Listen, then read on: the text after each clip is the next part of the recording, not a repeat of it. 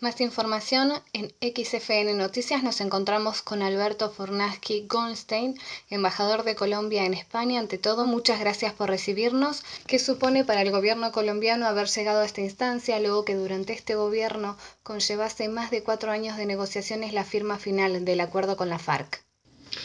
Pues le quiero aclarar que son más de 4.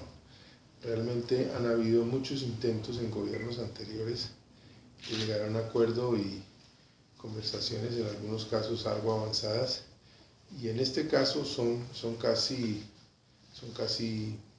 5 años. Hubo un año de conversaciones secretas que se mantuvieron hasta que se obtuvo un acuerdo de negociar 6 puntos, y luego esos 6 puntos tomaron 3 años y medio, o sea que en total fueron como 4 y medio en este gobierno. Para Colombia tiene muchísimo significado. Es un conflicto de más de 50 años, sobre todo localizado en las áreas distantes de las áreas urbanas, y eso ha impedido el desarrollo agrícola del país y ha marginado a muchas personas y muchas familias de sus labores habituales. Nosotros tenemos un país rural y esperamos recuperar algo de esto y recuperar el resto del territorio. ¿Cómo ha sido o cómo definiría este recorrido? Porque no es el primer equipo de gobierno que desde Colombia no intenta poner soluciones a este conflicto que, como señalaba, lleva más de medio siglo de historia. ¿Cómo lo definiría? Pues lo definiría que en cabeza del presidente Santos, que ha sido una persona totalmente obstinada con resolver este problema, realmente lo ha logrado. Es decir, me parece que basado en la experiencia de los procesos anteriores y tomando también como ejemplos de otros países que han resuelto conflictos, yo creo que hicieron una receta que basada pues en toda esta experiencia ha logrado culminar con éxito un proceso tan difícil. Yo creo que la referencia que se usó, la forma como se llevó a cabo este proceso va a ser un ejemplo muy importante para resolver conflictos en el mundo de aquí en adelante, y estoy seguro que nos van a buscar mucho en Colombia a las personas que estuvieron involucradas en esta solución.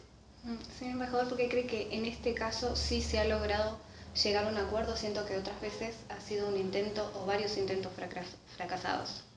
Primero porque se trabajaron paralelamente varios aspectos. Primero, se hizo desde hace ya un tiempo una ley de víctimas. Una ley de víctimas que fue inscribiendo personas y recibiendo testimonios de personas que han sido afectadas, y se empezó a buscar y a apoyar soluciones para estas personas. En este momento ya se han logrado resolver más de 200.000 casos de personas que han sufrido conflictos, especialmente con devolución de tierras y otra serie de cosas. Entonces, en la mayoría de los conflictos, primero se llega al final y luego se buscan las acciones pertinentes después de resolverlo. Entonces, aquí se comenzó primero, paralelamente con una ley de víctimas.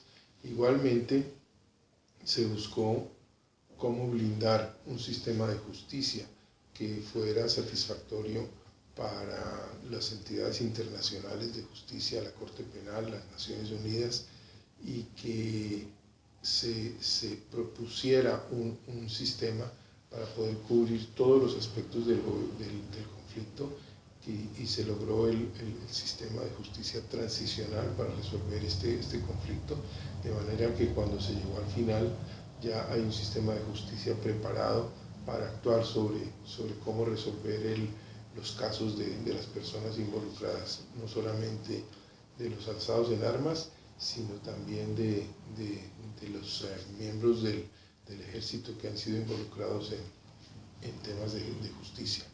Entonces, esos dos aspectos, ley de víctimas, la justicia transicional y varias otras cosas que se trabajaron paralelamente, han hecho un proceso de paz que parece absolutamente blindado. Hablamos de un acuerdo que sin duda ha generado o ha sumado tantos adeptos como detractores. Sin embargo, los ciudadanos, si han tenido acceso a este documento de más casi 300 páginas, han generado incertidumbres y miedo. ¿Cuál es la respuesta frente a esto del gobierno? Pues mire, nosotros hemos visto que en el exterior, fuera de Colombia, la acogida al proceso es generalizada en el mundo. Ya en Colombia hay varias razones para que haya algo de escepticismo y opiniones diversas. Primero que todo, el promedio de edad de la población colombiana es de 30 años. El conflicto lleva 50 años. Yo diría que la minoría de personas hemos vivido un poco más allá del conflicto. Entonces es muy difícil que las personas que han vivido toda su vida en conflicto pues alcancen a entender lo que significa vivir fuera de un conflicto. Eso es primera parte. Luego existe el tema de que durante varios gobiernos se trató de hacer, de solucionar esto con conversaciones que hubo en episodios anteriores. Entonces, esta era una vez más, entonces eso había escepticismo. Hasta que se destapó que ya teníamos un acuerdo para sentarnos a negociar con la guerrilla, entonces nunca se esperó que esas conversaciones duraran todo el tiempo que duraron. Entonces eso todavía aumentó más la incertidumbre de mucha gente. Al tener un número de víctimas tan grande, por lo menos 6 millones de desplazados, 220.000 muertos, la gente básicamente estaba incrédula hacia, bueno, llegó la solución. A medida que se ha ido haciendo didáctica y se ha ido explicando el alcance y cada punto de estos, las cosas han empezado a cambiar. En un principio los sondeos hablaban de que la población estaba dividida más o menos mitad y mitad sobre este acuerdo. Hoy en día ya hemos visto encuestas, algunas del 70-30 a favor del sí y algunas las menos interesantes para el sí han sido 65-35. Entonces creemos que el próximo domingo 2 de octubre habrá una gran mayoría respaldando el proceso. Tanto Santos como De la Calle el pasado 24 de agosto señalaban este acuerdo como el mejor acuerdo posible. Y citando textualmente a De la Calle, dice: todos hubiéramos querido algo más. No sé si usted podría decirme qué es ese algo más que quizás no pudo ponerse sobre la mesa o a lo cual no pudo llegar. Pues para saber qué pensaba Humberto con el algo más, hay que hablar con Humberto. Yo no podría decir qué estaba él pensando, pero definitivamente un acuerdo de paz se hace entre amigos y enemigos, por eso es un acuerdo. Si fuera entre dos amigos seguramente hubiera sido más fácil. Hicieron una labor titánica de tener la paciencia de sentarse 4 años y medio a negociar y buscar la mejor salida para el conflicto.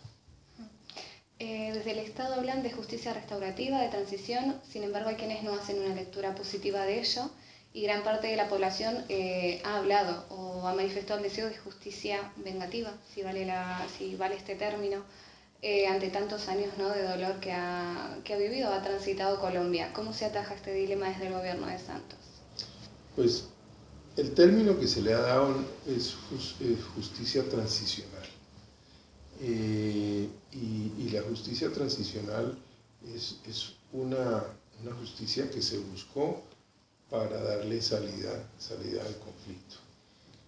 Sí hay cuestionamientos sobre si la justicia transicional resuelve finalmente todos los elementos de justicia que se requieren en este caso, y ha habido preguntas y dudas, pero no son de la mayoría de la población.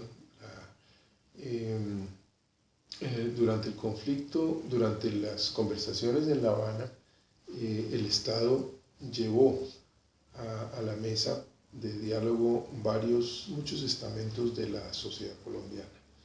Llevó los militares activos, llevó las minorías, llevó el género de las mujeres y dentro de los grupos que llevó el grupo de víctimas. Y el grupo de víctimas fue de donde se obtuvo la mejor respuesta y donde hubo la mayor compasión entre ambas partes. Nosotros tenemos muchísimos testimonios de víctimas del conflicto, personas ya que directamente han perdido sus hijos o sus padres o sus familiares más cercanos y son las personas más dadas a perdonar. Entonces, creemos que esta justicia transicional va a resolver el problema de justicia y va a ser ampliamente aceptado cuando el plebiscito tome lugar la semana entrante. Si ya nos referimos al contenido de este acuerdo que busca una paz estable y duradera, uno de los puntos controvertidos ha sido el apartado de participación política con 5 escaños, como se dice aquí en España, de la FARC en el escenario, ¿no?, político. ¿En qué posición quedaría el resto de partidos o cómo se explica o cómo se argumenta a los ciudadanos la involucración o futura involucración de miembros de la guerrilla, ¿no?, luego de estar vinculados a diversidad de delitos graves, ¿no?, o su incorporación o participación, presencia, ¿no?, en las cámaras? Pues mire, nosotros tenemos experiencia en Colombia de una negociación con grupos guerrilleros en otras épocas. Con el M-19 hace tal vez unos 30 años, 25, 30 años, se culminó el proceso y ellos tuvieron acceso a curules en el Senado. La experiencia que ha habido con ellos ha sido positiva. Algunos de sus miembros han participado en política, han ocupado cargos como gobernadores, alcaldes, miembros en el Senado, inclusive alcaldías de ciudades importantes, y la experiencia en general ha sido muy buena. Inclusive hay personas que pertenecieron al M-19 que hoy en día forman parte del partido de derecha que está más opuesto al gobierno. Entonces, pues es una experiencia muy reciente y clara. En el caso de las FARC, se les está dando un apoyo por 2 sesiones de elecciones en la cual tienen que tener el número de votos suficiente para garantizar 5 miembros en el Congreso y 5 miembros en la Cámara. Y lo que el acuerdo dice es que si no logran los votos necesarios para esos 5 curules, tanto en el Senado como en la Cámara, se les garantiza mínimo 5 representantes en cada una de ellas. Ya a la tercera elección se asume que el partido que ellos formen tendrá suficiente fuerza o no para seguir adelante con su movimiento. Dentro de un número de congresistas y diputados como el que tiene Colombia, que son bastante más altos, yo no sabría exactamente si son 270 o algo así, me parece que no es un número significativo como para que haya una alarma de desbalance dentro del ámbito político de los distintos partidos, en este caso. También ha sido motivo de debate las penas a las que podrían enfrentarse miembros de la guerrilla o implicados en este más de medio siglo de conflicto armado. Los colombianos temen o que podría darse un alto grado o un elevado grado de impunidad. ¿Son realmente medidas compensatorias para la memoria de un país que sufrió ataques, violaciones de derechos humanos, secuestros, torturas? Pues yo quisiera corregirle, o no corregirle, sugerirle que en sus preguntas me está haciendo, honor a que son los colombianos los que están en contra. Yo diría que son una parte de los colombianos y yo diría que no es la gran mayoría. No con esto no quiero decir que no haya oposición, pero sí quisiera recalcar que no es la mayoría. La mayoría de la gente está de acuerdo con el proceso y entonces procedo a contestarle la pregunta. El sistema de justicia que fue diseñado para este importante proceso contempla penas y no son penas livianas como la oposición lo hace ver. Para poder acceder a estas penas, la gente que quiera confesar sus delitos tiene que reparar a sus víctimas y tiene que someterse a una justicia formada especialmente para resolver este tema. Y en esa justicia habrá jueces nombrados internacionalmente y jueces nombrados también en Colombia que tratarán de abarcar todos los casos que resulten de este conflicto. La justicia ordinaria trasladará todos los expedientes que tiene sobre las personas en este momento que estén involucradas en el conflicto a esta justicia. Y esta justicia, junto con las declaraciones de arrepentimiento que las personas muestren, juzgará qué tipo de condena le impone a cada persona. Y las condenas son privación de libertad de 3 o 5 o 8 años, dependiendo de la gravedad del delito, y basado pues en la confesión y en el cumplimiento de reparación de sus víctimas, ya sea trabajando en agricultura o en temas de desarrollo de vías, etcétera, en las regiones donde se van a concentrar. Y en caso de que esta justicia consiga que alguna de las personas ha incumplido su confesión y se le compruebe que su delito no ha sido confesado y no ha reparado a las víctimas, entonces la cárcel es lo que sigue y son penas de por lo menos 20 años. Entonces es más o menos en la forma que le he explicado, está bien detallado en el folleto, pero sí consideramos que hay justicia para las personas que se declaren. En lo que respecta a la reinserción a la vida civil de los miembros de la guerrilla, ¿cómo imagina que será esa convivencia entre el pueblo colombiano y miembros, ¿no?, que han formado parte de la FARC? Pues mire, desde que este conflicto el Estado comenzó a tomar control sobre ese conflicto desde los últimos, yo diría, 15 años, se han reinsertado más o menos 20.000 guerrilleros que están dentro de la sociedad. Algunos han regresado a sus hogares, otros tienen trabajo, etc. Y ese número de guerrilleros es superior a lo que va a entregarse probablemente en este punto final.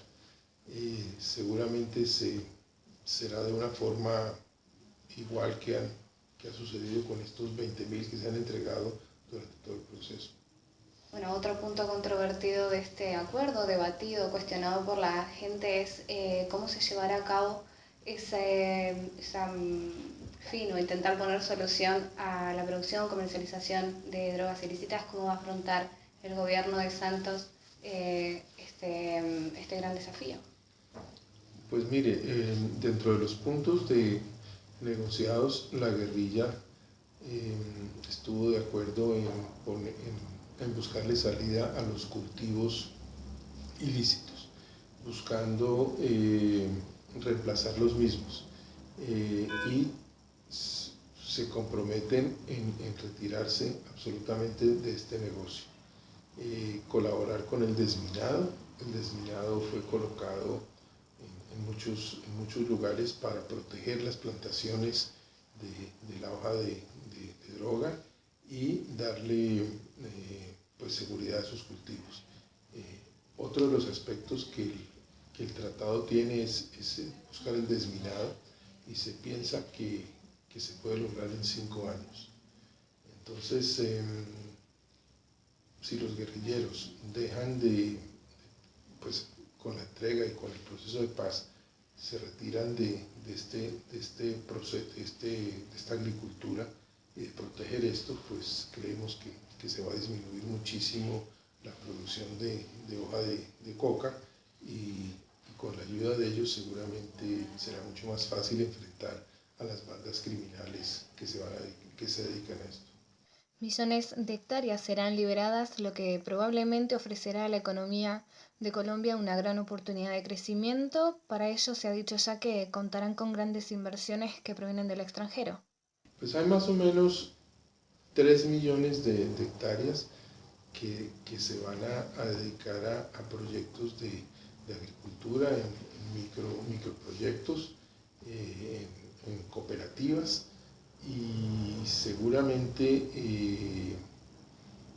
tanto para los campesinos que viven en la región como para las personas que adjuntas a la guerrilla que se dedican a esto, pues va a ser muy, muy importante para el país.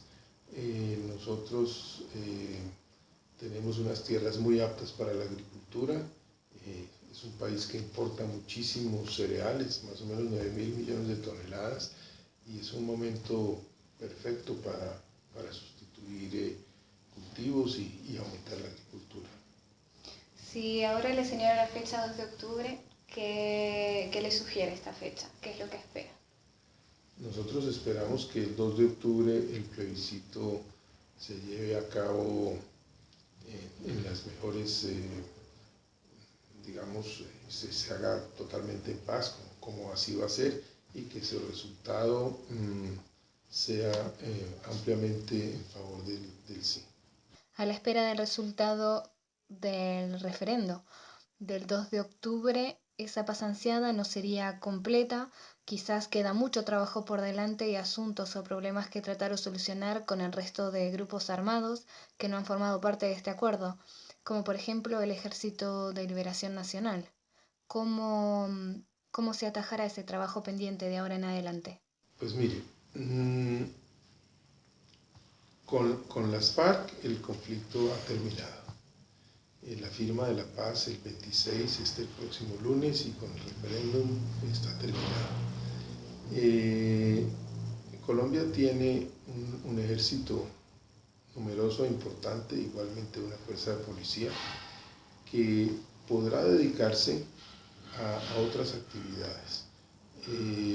Con el ELN, que está probablemente próximo a iniciar un diálogo, es un grupo no tan numeroso como las FARC y seguramente se sumarán a este proyecto, eso falta por verse, esperamos que lo hagan y creemos que nuestras fuerzas militares y de policía quedan en libertad de poderse dedicar a perseguir a los criminales que se dediquen al tema de la droga con mucho más facilidad y mucho más experiencia y capacidad. Ya para terminar y no robarle más tiempo, ¿cómo imagina a Colombia sin la FARC como grupo armado y como parte, ¿no?, de la sociedad del pueblo colombiano? Pues Colombia va a sufrir una transformación muy importante porque va a tener seguramente una inversión extranjera copiosa y numerosa. Ya de por sí tenemos parte de esas inversiones. Estamos en proyectos muy grandes de ampliar la infraestructura, sobre todo vial y de ríos, aeropuertos, y con este refresco tan grande que vamos a sentir y con el crecimiento de la agricultura y las demás actividades económicas y la inversión extranjera, tendremos un país que seguirá brillando a pesar de todo. Muchísimas gracias, embajador, por su tiempo. En nombre de XFN